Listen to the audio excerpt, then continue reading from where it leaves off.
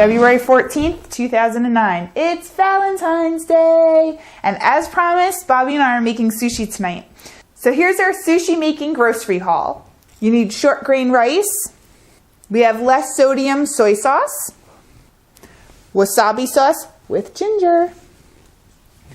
Roasted sesame seed. Sweetened rice wine vinegar.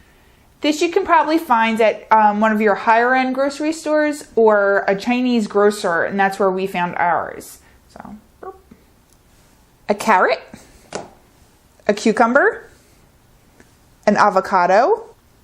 When you're picking an avocado, look for the darker ones because those are more ripe.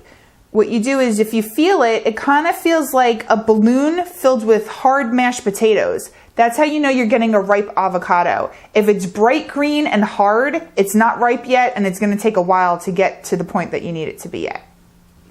1 yellowfin tuna steak.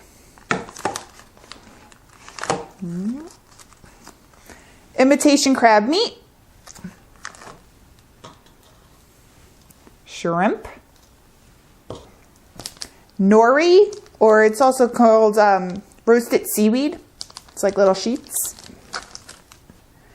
A bamboo mat, makes it easier for rolling. And a cutting board and a knife.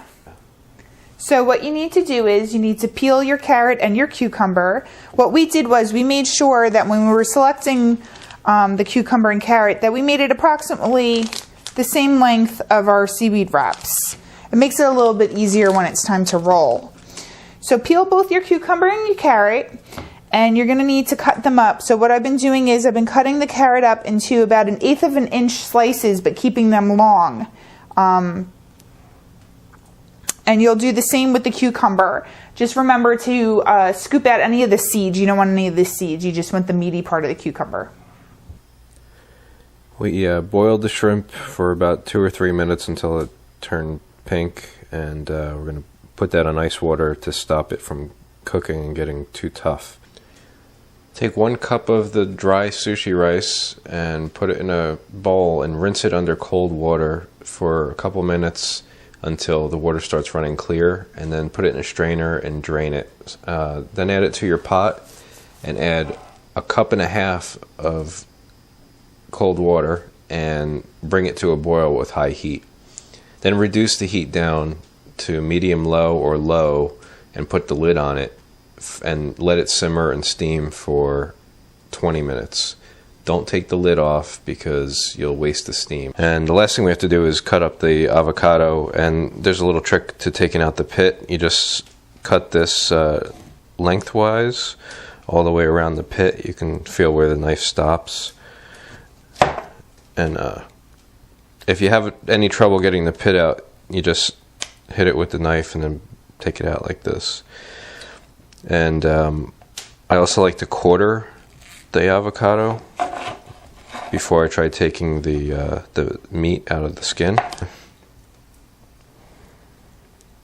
Alright, so once you quarter it, you can just peel the skin off depending on how ripe it is. This one's working out real nice. So next we're just going to slice this into like 1/4 inch strips. You can't really go much finer than that because this is so soft that it would just turn to mush if you try to cut it too thin. It would become guacamole. Oh, how clever you are. It's not. Okay, we got the vegetables sorted out, so we're going to move on to the protein. And the first thing we did was cook the shrimp, which we showed you before, but we peeled it and added it to some ice water to keep it from overcooking, and that'll stay cold until we use it. Next we have the imitation crab meat, which of course is already cooked, so we don't have to worry about this. It's we're just going to open up the package and use it as is. And then finally we have the yellowfin tuna, and this is usually it's packaged in this vacuum wrap and frozen at the packing plant. So you can pick this up at a supermarket like ShopRite, and you could be relatively sure that it's not going to hurt you to eat raw. If this was just a slab of fish sitting on ice in some store, I don't know how much I would trust it. So I always go with the prepackaged and frozen fish because it's relatively guaranteed to be fresh. Okay, so the rice is cooked. The timer went off, and I had this large glass bowl sitting outside in the cold to get it nice and cold because you want your sushi rice to cool off pretty quickly. You can see we have a little over 2 cups of rice here, expanded from 1 cup of dry, and we're going to add our vinegar, our seasoning. This is 3 tablespoons of rice wine vinegar that has been sweetened with either corn syrup or sugar, and you can make your own by mixing in a teaspoon of sugar into 3 tablespoons of rice wine vinegar. You just sprinkle this in and use a spatula or a spoon to cut it through and also fold it in. You don't want to mash this into a paste. You just want to make sure that all the grains of rice are coated with the vinegar.